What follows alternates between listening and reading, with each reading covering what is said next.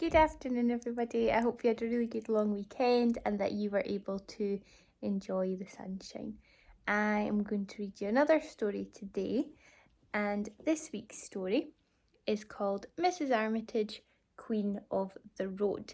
And this is a story written by Quentin Blake, who is a famous illustrator who illustrated a lot of the Roald Dahl books, who has now written his own stories as well.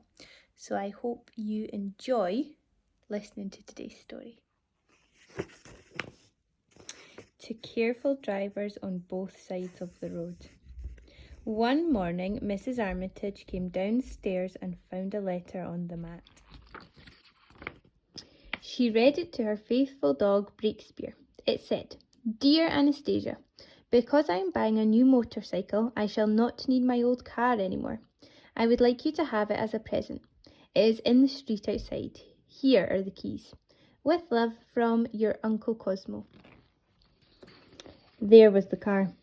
"It doesn't look very exciting, Breakspear," said Mrs. Armitage, "but we'll give it a try." They climbed into the car and off they went. But as they were going round the corner by the vinegar works, scrunch! The mudguard was ruined. Mrs. Armitage got out to look at the damage. "Mudguards," she said. "Who needs them?"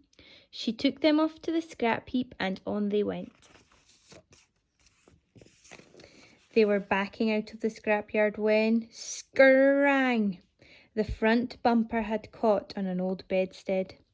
Mrs. Armitage got out to look at the damage. "Bumpers," she said. "Who needs them?" She threw the bumpers to the scrap heap and drove away. They were on their way past the supermarket when a lorry backed into the street. Scrunch! Right into the bonnet.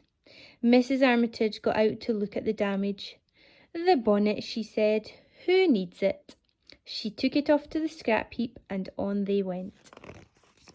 There was quite a traffic jam beside the new building site, where a big crane was moving heavy blocks of concrete.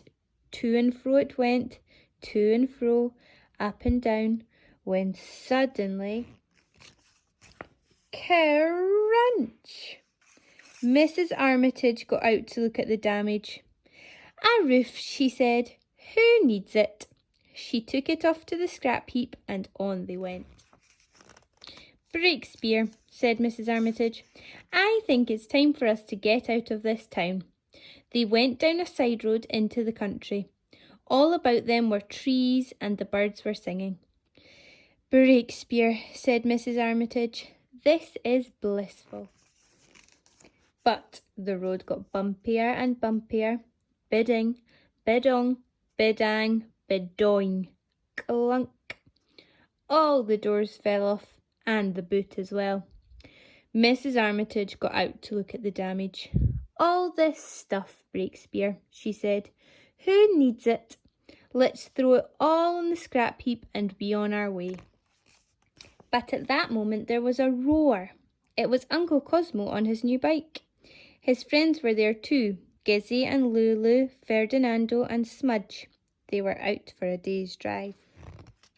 They all gathered round to look at Mrs. Armitage's machine. "Wow," said Gizzy. "Wherever did you get it?" "It's fantastic." "We're off to the Crazy Duck Cafe for a game of billiards and a can of banana fizz," said Uncle Cosmo. "You must come too." "But first, have this leather jacket," said Smudge. "I've grown too big to wear it." "And you must each have a collar," said Lulu. "I don't need all three." "And have one of our bendy masts," said Gizzy. "We don't need both of them." "And let me give you a motor horn," said Ferdinando. "I don't need all 5 of them, and it's always good to have a motor horn." Off they roared to the Crazy Duck Cafe, and out in front, with her faithful dog Breakspear, was Mrs. Armitage, Queen of the Road. And that is the end of this week's story. I really hope you have enjoyed listening to it, and I will be back again on Monday with another story.